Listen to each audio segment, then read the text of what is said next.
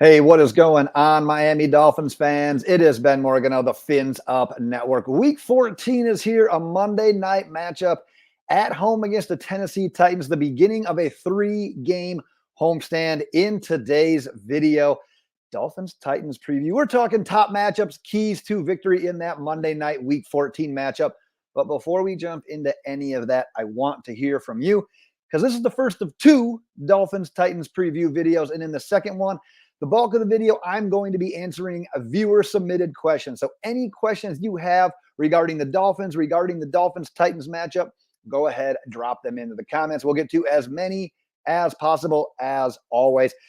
This game, though, you look at this game against the Titans, and quite honestly, I look at it sort of how I looked at last week against the Commanders. It's essentially two teams that are going in the complete opposite directions. You've got the Dolphins that are obviously 9-3. We're first place in the AFC East, currently holding that number one overall seed in the AFC playoff picture. And this next sentence I'm going to say, I know it always gets debunked because it's not technically correct, but controlling your own destiny. I know destiny is not something you can control, but you understand what I'm saying when I say that the Dolphins, being the number one seed currently in the AFC playoff picture, for lack of a better term, you control your own destiny. The issue is, so does Baltimore, because Baltimore with the same record at this point in time, and then being able to play the Dolphins week 17, essentially if both teams win out, or if whoever wins that game, if you're supposed to win out besides that game, obviously both teams can't win out, but whoever would win that game, if you're winning all your other games, that's who's going to end up with the number one overall seed in the AFC playoff picture. So obviously we're going this way. Titans are kind of like, they're just hovering in this area. 4-8, last place in the AFC South. No realistic playoff hopes. At this point, they're really trying to see, what do we got in Will Levis? We spent an early second round on her. What do we got in Will Levis? And obviously with him starting, we're missing out on the Ryan Tannehill matchup. I know he got the best of us the last time we played against the Tennessee Titans. Would have liked to see that, but like I said, the Titans, they're in evaluation mode, and they're going to be in evaluation mode, being at 4-8 for the rest of the season. So kind of like what I did last week as well, I'm not going to talk much about the injury report in this particular video, especially due to when I'm recording this week.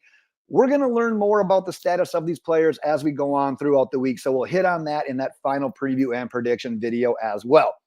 But the little bit that I will talk about is because it's semi-significant and we already know the information. Jeffrey Simmons for the Tennessee Titans had a knee injury last week against the Colts, and now he's expected not only to miss this week, but multiple weeks. And if you don't know as much about the Tennessee Titans, you probably know some about Jeffrey Simmons, because if you look at top interior defensive linemen over the last few years, who are the ones that are getting paid kind of that money that Christian Wilkins is looking for, Jeffrey Simmons is one of those guys. Leading up to that injury, 5.5 sacks, 10 tackles for a loss, through 12 games. But yes, he will be out. And then if we look at their best offensive weapon, Derrick Henry, we know all about him. He took a pretty damn big hit in last week's game where he got hit. He went to the ground. He had another hit to the head on the ground there. Really, all signs were pointing like, you know what? We've seen what happens when how guys get into concussion protocol, and he seemed like on the right track to be doing that. However, it's not the case at this point in time. Head coach Mike Vrabel did say he is not in concussion protocol. So in the event we're going to go up against one of the league's best running backs, containing him is obviously one of this week's top keys to victory, as you can see there. So Derrick Henry last week, before that injury, he did get pulled from that game. He did get evaluated at least for a concussion. But up to that point, had gone for 102 yards and 2 touchdowns. That was against the Colts.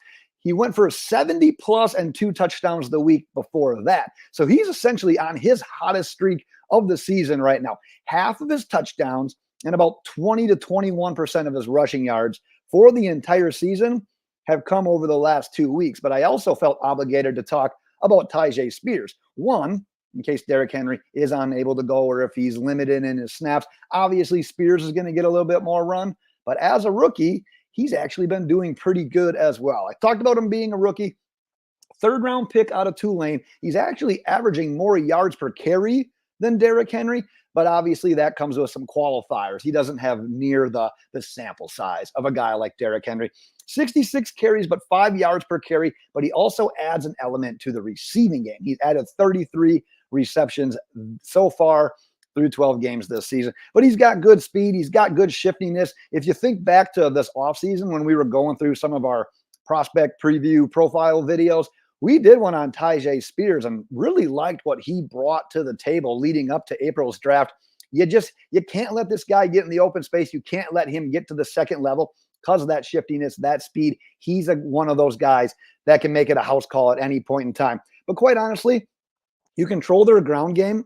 You make Will Levis be the one that has to beat you. And Will Levis, through 6 games played, not that he's been horrible, but he's only thrown 7 touchdown passes. He's averaging about 210 passing yards per game, but he's completing less than 58% of his passes. So he's made some throws here and there. He had a really good, I think it was his first or second start. I'd have to go back and look again.